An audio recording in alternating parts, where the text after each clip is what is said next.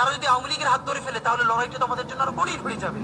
বরং বিএনপির প্রতি আমাদের চ্যালেঞ্জ হলো, যেই বিএনপি বাকশালী সংবিধানের প্রতি প্রেম দেখাবে, তার শহীদ জিয়ার ছবিটা সামনে এনে বলতে হবে যে এই বাকশালী সংবিধান তো জিয়াউর রহমানই ছুঁড়ে মারছিল।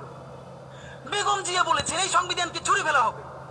এখন বেগম জিয়ার চেয়েও নতুন বিএনপি আসছে, বেশি প্রেমের বিএনপি।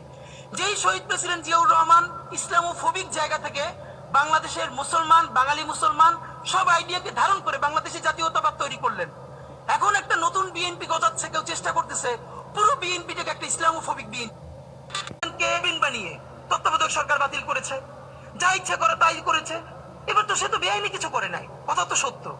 আমার বিএনপির ভাইদের প্রতি শুধু একটা আফসোস লাগে, কারো কারো দেখি ৭২-এর সংবিধানের প্রতি তাদের কি গভীর প্রেম।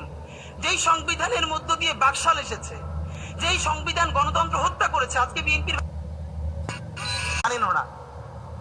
পৃথিবীতে দ্বিতীয় ইতিহাস আছে কিনা মান্না ভাই জানলে বলবেন, আমি ভাইয়ের কাছ থেকে শুনতে চাইবো। জিয়াউর রহমান তো একজন সামরিক শাসক ছিলেন। একজন সামরিক শাসক সামরিক ফরমান জারি করে দেশে গণতন্ত্র ফিরেছে, পৃথিবীতে এই নজির নাই যেটা জিয়াউর রহমান করছেন।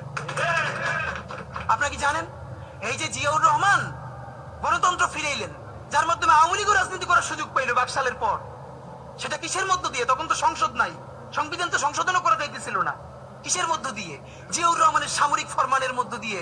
পৃথিবীর একমাত্র একজন সামরিক শাসক যিনি ফিল করলেন না সামরিক পন্থা দিয়ে করা যাবে না, গণতন্ত্রে ফিরতে হবে। এবং দেখেন হাসিনারে এবং আওয়ামী লীগের চরিত্রটাই হলো এরকম, এর যে একটু ভালোবাসে তার এসে হত্যা করে। শহীদ প্রেসিডেন্ট জিয়াউর রহমান শেখ হাসিনাকে দেশে আসার অনুমতি দিছিলেন, সুযোগ দিছিলেন এবং বলছে থাক সবাই রাজনীতি করুক। আসার ১ মাসের মধ্যে জিয়াউর রহমান শহীদ হয়ে গেছে, ১৩ দিনের মধ্যে। এবার দেখেন এই যে আমরা এখন যারা সবাই করতেছি, সুতরাং এটা একটা বিষ। এই বিষের সাথে আমরা কিভাবে লড়াই করব? জাতীয় ঐক্যমত্য তৈরি করতে হবে।